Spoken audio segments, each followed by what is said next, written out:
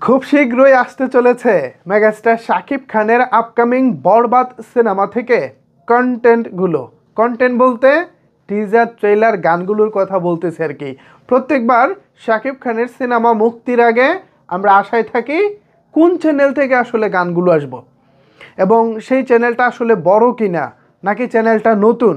আমরা তো সবাই চাই শাকিব খানের সিনেমার গানগুলো হিউজ লেভেলে ছড়িয়ে পড়ুক এবং মিলিয়ন ভিউজ আসুক, অল্প সময়ে গানগুলো রেকর্ড করুক।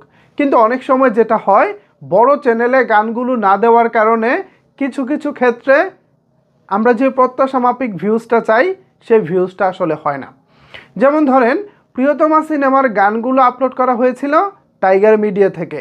সেখানে খুব অল্প সময়ের মধ্যে প্রিয়তমা, ঈশ্বর এবং কুরবানি গানগুলো হিউজ পরিমাণে ভাইরাল হয়ে যায় এবং প্রিয়তমা সিনেমার সাফল্যে বড় একটা ভূমিকা রাখে।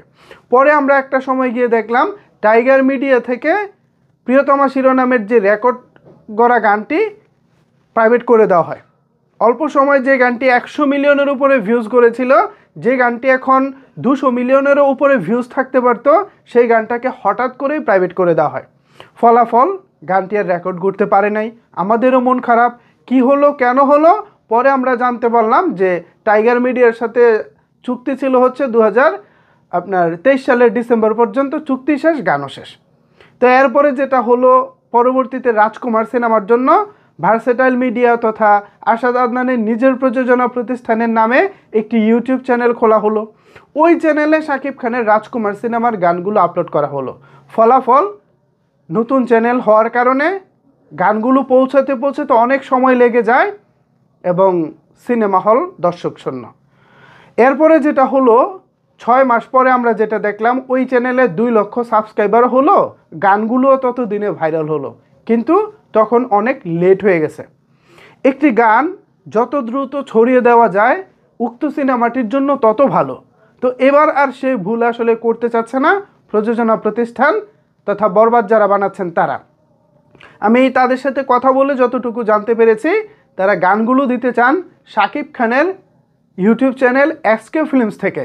অর্থাৎ শাকিব খানের যে প্রযোজনা প্রতিষ্ঠান রয়েছে, সেই প্রযোজনা প্রতিষ্ঠানের ইউটিউব চ্যানেল যেটা রয়েছে এসকে ফিল্মস, সেই চ্যানেল থেকেই তারা গানগুলো দিতে চাচ্ছে। পাশাপাশি ভারতের যে প্রযোজনা প্রতিষ্ঠান আছে রিদি সিদি, তাদের ইউটিউব চ্যানেল থেকেও মেবি গানগুলো আসবো। পরিকল্পনাটা এমনই রয়েছে। তা আমার কাছে পরিকল্পনাটা খুব ভালো লাগছে। বাংলাদেশ থেকে যদি গানগুলো দেয়, আমি হৃদয় ভাইয়ের দৃষ্টি আকর্ষণ করতে চাই, অথবা শাহরিন ম্যাডাম যিনি এই সিনেমার প্রডিউসার, আমি ওনার দৃষ্টি আকর্ষণ করতে চাই। বাংলাদেশ থেকে যদি আপনারা গানগুলো দিতে চান, অবশ্যই সেটা শাকিব খানের এসকে ফিল্মস অথবা টাইগার মিডিয়া, এই দুটি অপশনের বাইরে আপনারা যাবেন না।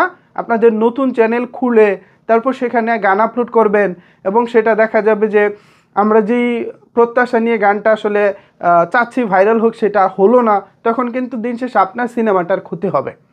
সো এই ক্ষেত্রে যেটা করতে পারেন, শাকিব খানের এসকে ফিল্মস অথবা টাইগার মিডিয়া, পাশাপাশি ভারত থেকে যেটা দিলেন সেটা তো আছেই। ভারতের মার্কেট নিয়ে বা ভারতের পাবলিসিটি নিয়ে আমরা টেনশন করি না বা ওইটা নিয়ে ভাবিও না। আমাদের মূল চিন্তা ভাবনার জায়গাটা কিন্তু বাংলাদেশ। তো যতটুকু শুনেছি এসকে ফিল্মস থেকে গানগুলো আসবো, এটা যদি হয় এবং এইটা যদি আপনারা ঠিকঠাক শেষ পর্যন্ত কমিটমেন্ট রাখেন, তাহলে এইটাই করেন। আমি এটাতেই এগ্রি করতেছি এবং আমি বিশ্বাস করি এই মুহূর্তে যারা আমার ভিডিও দেখতেছেন প্রত্যেকে আমার সাথে একমত হবেন শাকিব খানের এসকে ফিল্মস থেকে গানগুলো আসুক। ভিউয়ার্স, এরকমটাই ভাবতেছে বরবাদ টিম। এখন এই বিষয়ে আপনাদের মতামত কি জানিয়ে ফেলুন নিচের কমেন্টস বক্সে।